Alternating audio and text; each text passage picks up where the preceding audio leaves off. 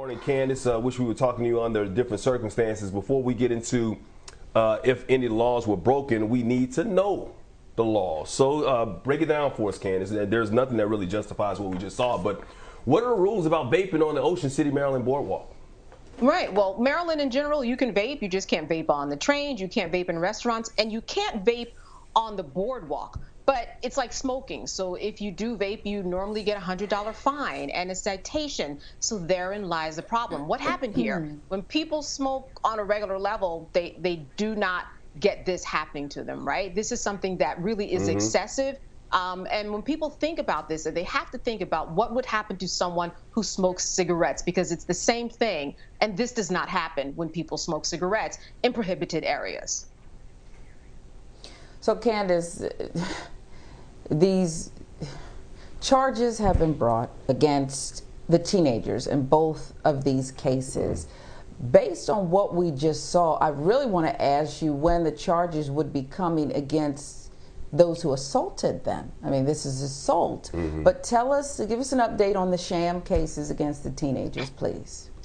Well, first of all, the teenagers were able to go home. They were released on their own recognizance, but they were charged with, as you said, some things that many would just say would be sham: disorderly conduct, second-degree assault, resisting arrest. The police officers have said that the crowd was inciting, that the crowd made them scared. Not the crowd. I apologize for interrupting. Not the crowd, Candace. Right. Where is Eric Nelson, didn't we right? just? Okay. Yeah, yes, deja vu. And so in this case, when we look at this, the police officers are going to say that they were attacked because of the fact that there was an unruly crowd eventually. And so with that, they're going to say that they were not following our instructions. They said that they asked for ID from these teens, that the ID wasn't given. And then when they tried to arrest them, of course, they resisted arrest. So those are part of the charges that they are facing right now. Now, the mayor says that both of these cases are going to be investigated, as you mentioned, Mike, as well as professional standards are going to be taken a look at and compared to this. And again, excessive crowds that were angry is what the police are saying on their side. So that's their defense. That's what crowd control is for. That's what the police are there for, to disperse the crowd, pretty much. I don't know. Anyway, you're the legal expert. We're going to stick to you.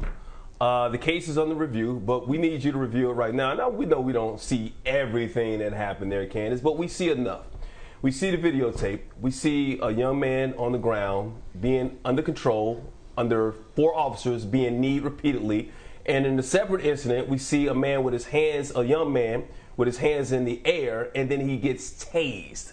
From your legal expertise, Candace, what do you think will happen to these officers involved? What should happen, I should say? Not what do you think will happen, because you never know. But what do you think should happen?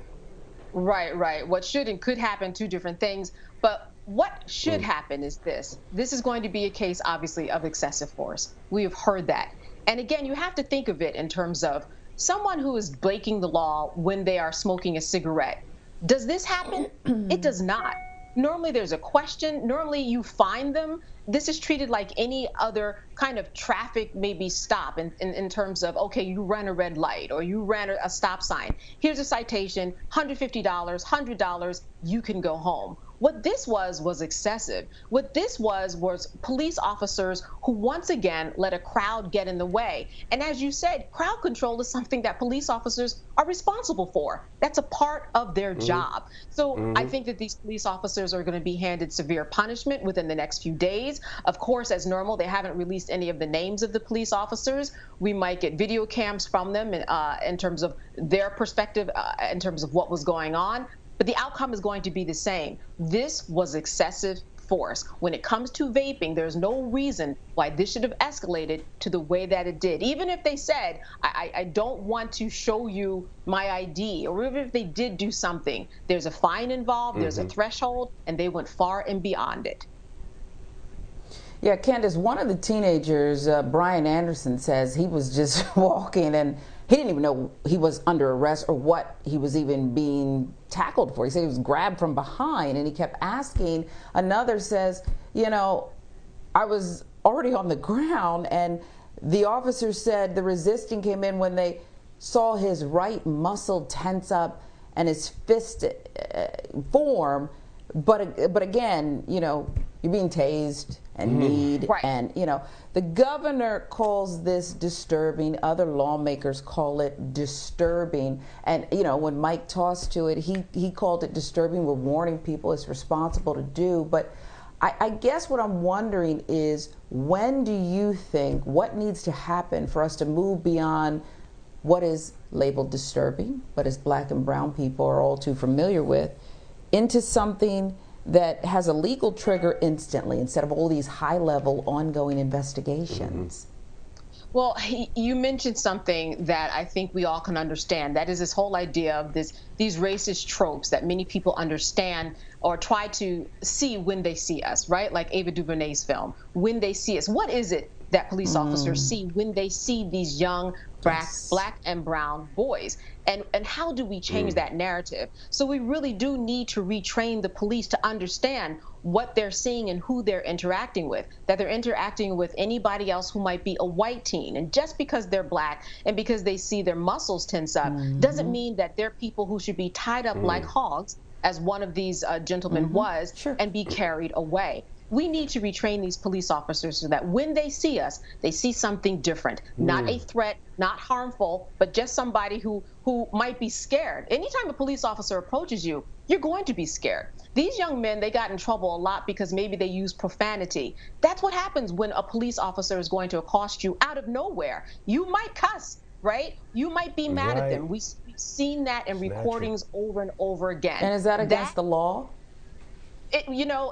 Officers can say that if you don't stop cussing at me, you are disrespecting me. And because of that, that might be against the law.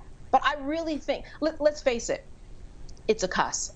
It's, if someone says, F you or damn you, right? Is that something that's an arrestable offense? This is how officers see it. Not a threat. I think that all of that needs to be looked at.